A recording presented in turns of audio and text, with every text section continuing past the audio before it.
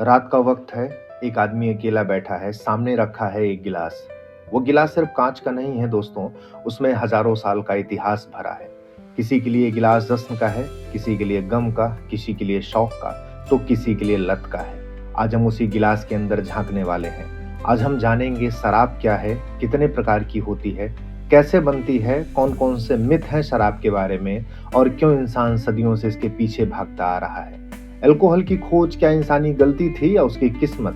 कहते हैं कि किसी पेड़ के नीचे गिरे हुए फल धूप और बारिश में सड़ गए और जब उसे किसी ने खाया तो उसका सिर हल्का, उसका दिल खुश और जुबान बेपरवाह हो गई। यही था पहला नशा जो पहली बार किसी ने महसूस किया था। नमस्कार दोस्तों, मैं हूं शिवम तिवारी और आप देख रहे हैं मेरा यूट्यूब चैनल। आज हम बात करेंगे शराब की दुनिया, इतिहास, किस्में, कहानियां, मिथक और वो सच जो कोई नहीं बताता। अल्कोहल यानी एथेनॉल ये कोई फैक्ट्री की खोज नहीं बल्कि प्रकृति का उपहार है। अगर हम थोड़ा और आसान भाषा में समझें तो अल्कोहल कोई मानव निर्मित केमिकल है ही नहीं। ये पैदा होती है जब मीठी शुगर मिलती है एक जिंदा जीव ईस्ट से। वो शुगर हमें कहीं भी मिल सकती है, जैसे कई तरह के फल और अनाज में। ईस्ट उस फल या अनाज में मौजूद शुगर को खाता है जीवित रहने के लिए। जब तक ईस्ट को ऑक्सीजन मिलता रहता है तब तक वो शुगर को जलाता रहता है, लेकिन जब उसे पर्याप्त ऑक्सीजन नहीं मिलता तब वो शुगर को पूरा नहीं जला पाता। मजबूरी में उस शुगर को तोड़ देता है और टूटन से जन्म लेती है अल्कोहल और साथ में निकलती है कार्बन डाइऑक्साइड गैस। यही प्रोसेस फर्मेंटेशन कहलाता है, जहां कुदरत नशे को जन्म देती है। अब हम बात करते हैं आम आदमी की शराब यानी बियर के बारे में, जिसे लिक्विड ब्रेड भी कहा जाता है। अगर हम इतिहास में थोड़ा और पीछे चलें तो मेसोपोटामिया में दुनिया की सबसे पुरानी लिखित बियर की रेसिपी मिली है। प्राचीन मिस्र में मजदूरों को रोज बियर दी जाती थी पिरामिड के निर्माण के समय। कई जगह तो पानी से ज्यादा बियर को सुरक्षित माना जाता है क्योंकि पानी गंदा था और बियर साफ। बियर बनाने में पानी को उबाला जाता था, फर्मेंटेशन में बैक्टीरिया मर जाते थे।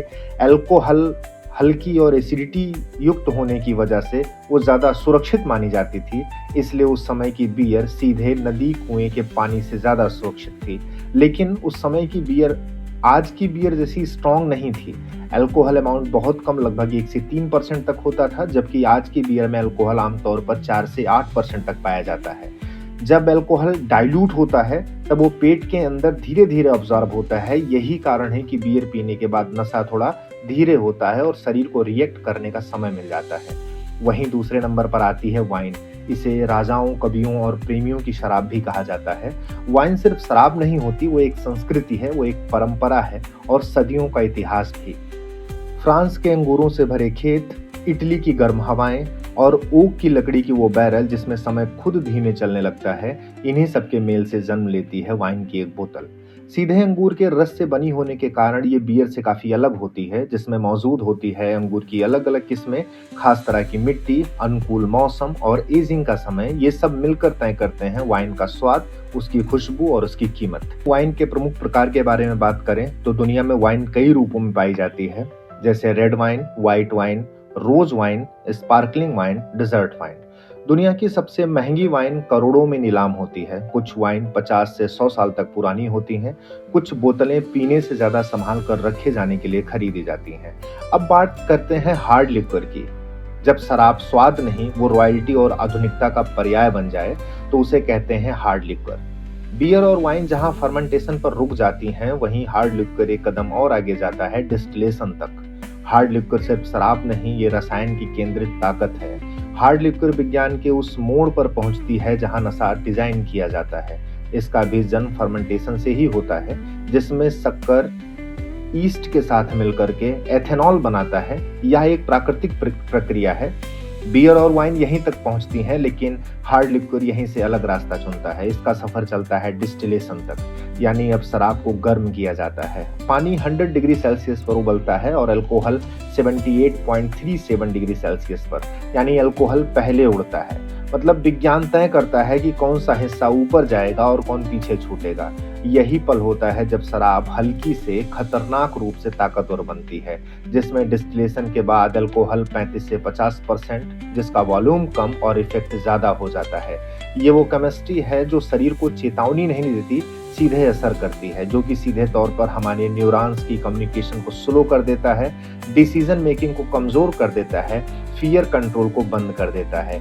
इसलिए हार्ड लिक्वर के बाद लोग वो बातें भी बोलने लगते हैं जो वो सोच भी नहीं रहे होते।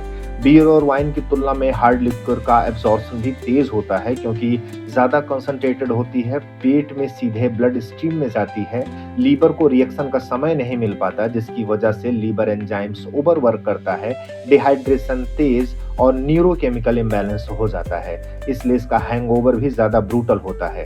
हार्ड लिक्वर का नशा स्वाद नहीं, रसायन की जीत होती है। हार्ड लिक्वर की कैटेगरी में आने वाली शराब की बात करें तो सबसे पहले आता है वोडका। वोडका दुनिया की सबसे क्लीन और नेचुरल शराब होती है। इसका मतलब न ज़्यादा खुशबू न ज़्यादा स्वाद। वोडका आमतौर पर गेहूं, आलू, मक्का से बनाई जाती है, जिसे बार बार फिल्टर और डिस्टिल किया जाता है ताकि इसमें से गंध और कड़वाहट को कम किया जा सके। वोडका में अल्कोहल की मात्रा अक्सर 40 से 45% के आसपास होती है, यानी बियर और वाइन से काफ़ी ज़्यादा। इसी वजह से वोडका ज़्यादातर कॉकटेल्स में इस्तेमाल की जाती है, क्योंकि ये फ्लेवर्स को बदलती नहीं, बस नशा देती है। वोडका दिखने में हल्की लगती है, लेकिन असर में काफ़ी हैवी होती है। अब बात करते हैं विस्की की। ये जौ, मक्का या राई से बनाई जाती है, लेकिन इसका असली स्वाद लकड़ी के बैरल में आता है। विस्की को सालों तक लकड़ी के बैरल में रखा जाता है। इस प्रोसेस को एजिंग कहा जाता है। जितनी पुरानी विस्की उतना गहरा रंग और उतना ही स्ट्रॉन्ग फ्लेवर। विस्की में भी आमतौर पर 40 से 45% अल्कोहल होता है, लेकिन ये वोडका से काफ़ी अलग होती है, जिसका स्वाद तेज और खुशबू भारी होती है। विस्की को स्ट्रॉन्ग ड्रिंक माना जाता है क्योंकि इसका असर तेज और साफ होता है। ज़्यादा मात्रा में पीने से ये लीवर, दिल और दिमाग तीनों पर सीधा असर डालती है। अगले नंबर पर आती है रम। रम एक ऐसी हार्ड लिक्विड है जो गन्ने के रस या गुड़ से बनाई जाती है, यानी इसकी जड़ों में ही मिठास होती है। रम का जन्म मुख्य रूप से कैरेबियन देश में हुआ है, जहां गन्ना बहुत ज्यादा उगता था। इसी वजह से नौसैनिक, मजदूर और समुद्री यात्राओं में रम काफी पॉपुलर रही है। रम बनाने के लिए पहले गन्ने का रस या गुड़ को फर्मेंट किया जाता है, फिर उसे डिस्टिल किया जाता है। इसी डिस्टिलेशन की वजह से रम हार्ड लिक्विड में बदलती है। अल्कोहल की मात्रा रम में आमतौर पर 40 से 45% तक होती है। कुछ स्ट्रॉन्ग रम में इससे भी ज्यादा अल्कोहल पाया जा सकता है। रम ज्यादा मात्रा में पीने से लीवर पर असर, डिहाइड्रेशन, गुस्सा और एग्रेशन और अगले दिन तेज हैंगओवर जैसी समस्याएं हो सकती हैं। अब बात करते हैं कॉकटेल की। कॉकटेल कोई शराब नहीं है, ये अलग अलग शराब और मिक्सचर को संतुलन में मिलाकर पीने का तरीका है। आमतौर पर कॉकटेल में वोडका, रम, विस्की या टकीला को जूस, सोडा, टॉनिक वाटर या शुगर सिरप के साथ मिलाया जाता है। कॉकटेल की खास बात यह है कि इसमें खुशबू, स्वाद और प्रेजेंटेशन तीनों पर ध्यान दिया जाता है। यही वजह है कि कॉकटेल अक्सर बार, पार्टियों और सोशल गैदरिंग में पी जाती है। एक कॉकटेल में अल्कोहल की मात्रा बियर से ज्यादा और कई बार वाइन के बराबर होती है। कुछ कॉकटेल्स में एक से ज्यादा अधिक भी शराबें मिली होती हैं, जिसकी वजह से अल्कोहल का कंटेंट और ज्यादा बढ़ जाता है। कॉकटेल बनाने के अलग अलग तरीके हो सकते हैं, जैसे शेक करना, स्टेयर करना, फ्रूट या हर्ब को क्रश करना। तरीके बदलते ही ड्रिंक का असर और स्वाद दोनों बदल जाते हैं।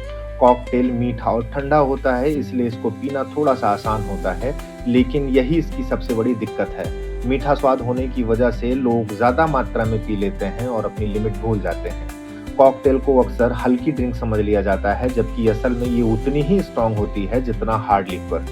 बेसिकली कॉकटेल नशा कम नहीं करती, वो सिर्फ अल्कोहल के स्वाद और रंग को छुपा देती है। कुछ फेमस कॉकटेल की बात करें तो जिसमें मोजितो है और ब्लडी मैरी है और कॉस्मोपॉलिटन एटसेट्रा। अब हम शराब से कुछ जुड़े हुए अन्य पॉइंट्स पर ध्यान देते हैं, जैसे फर्मेंटेशन और डिस्टिलेशन में क्या अंतर है। फर्मेंटेशन एक नेचुरल प्रोसेस है जिसमें ईस्ट शुगर को अल्कोहल में कन्वर्ट करता है, लेकिन फर्मेंटेशन की एक सीमा होती है। ईस्ट 15% से ज़्यादा अल्कोहल में जीवित नहीं रह पाता है, जबकि वहीं डिस्टिलेशन में अल्कोहल को हीट देकर पानी से अलग कर लिया जाता है। इस प्रोसेस से अल्कोहल ज़्यादा कंसंट्रेटेड और ज़्यादा पोटेंट हो जाता है। इसलिए विस्की, रम और वोडका वाइन और बियर से कहीं ज़्यादा तेज असर करती हैं। अब बात करते हैं क्लाइमेट और अल्कोहल स्ट्रेंथ के संबंध के बारे में। ठंडे इलाकों में शरीर को वार्म जनरेट करनी होती है और strong alcohol temporarily blood vessels को फैलाकर गर्मी का एहसास देता है। वहीं गर्म देशों में लाइट अल्कोहल पसंद की जाती है ताकि डिहाइड्रेशन कम हो। इसलिए जियोग्राफी भी शराब की ताकत को तय करती है। बियर, वाइन और हार्ड लिक्वर सिर्फ टेस्ट में ही अलग नहीं होते, ये केमिस्ट्री, एब्जॉर्प्शन और मेटाबॉलिज्म में भी अलग अलग होते हैं। सही जानकारी सिर्फ क्यूरियोसिटी के लिए नहीं बल्कि सेफ्टी के लिए भी जरूरी है। बात करते हैं अल्कोहल से जुड़े हुए मिथ्स के बारे में, जिसमें से पहला है कि बियर पीने से नशा नहीं होता है। साइंस कहता है कि बियर में भी वही अल्कोहल होता है जो विस्की या वोडका में पाया जाता है, अंतर सिर्फ परसेंटेज का होता है। जहां बियर में 4 से 8% अल्कोहल पाया जाता है, वहीं विस्की या वोडका में 40 से 45% अल्कोहल। अगर बियर ज्यादा मात्रा में पी जाए तो शरीर में उतना ही अल्कोहल पहुंच सकती है जितना विस्की से पहुंचती है। नशा ड्रिंक पर नहीं, टोटल अल्कोहल इंटेक पर डिपेंड करता है। वहीं दूसरा मिथ है कि शराब पीने से आदमी कॉन्फिडेंट बनता है, जिसके पीछे साइंस है, जिसका कहना है कि अल्कोहल एक सेंट्रल नर्वस सिस्टम डिप्रेसेंट होता है। यह ताकत नहीं बल्कि रिएक्शन टाइम कम कर देता है, मसल कोऑर्डिनेशन खराब कर देता है, जजमेंट कमजोर कर देता है। अल्कोहल शरीर को मजबूत नहीं बल्कि टेम्परेरीली सुन्न कर देता है। जो कॉन्फिडेंस दिखाता है असल में वो ब्रेन कंट्रोल कम होने का असर होता है। अगर हम तीसरे मिथ की बात करें, शराब को कोल्ड में पीने से शरीर गर्म रहता है, जिसमें साइंस का कहना है कि अल्कोहल ब्लड वेसल्स को फैला देता है, जिससे वार्म का इल्यूजन मिलता है, लेकिन शरीर की अंदरूनी गर्मी धीरे धीरे कम होने लगती है, हाइपोथर्मिया का खतरा बढ़ जाता है। अगला मिथ है जिसमें है कि वाइन हेल्थ के लिए अच्छी होती है। साइंस कहता है कि कुछ स्टडीज में वाइन में एंटीऑक्सीडेंट्स की बात होती है, लेकिन वही एंटीऑक्सीडेंट्स अंगूर और फलों में ज्यादा सुरक्षित रूप में मिल जाते हैं। अल्कोहल का नुकसान एंटीऑक्सीडेंट्स के फायदे से ज्यादा होता है।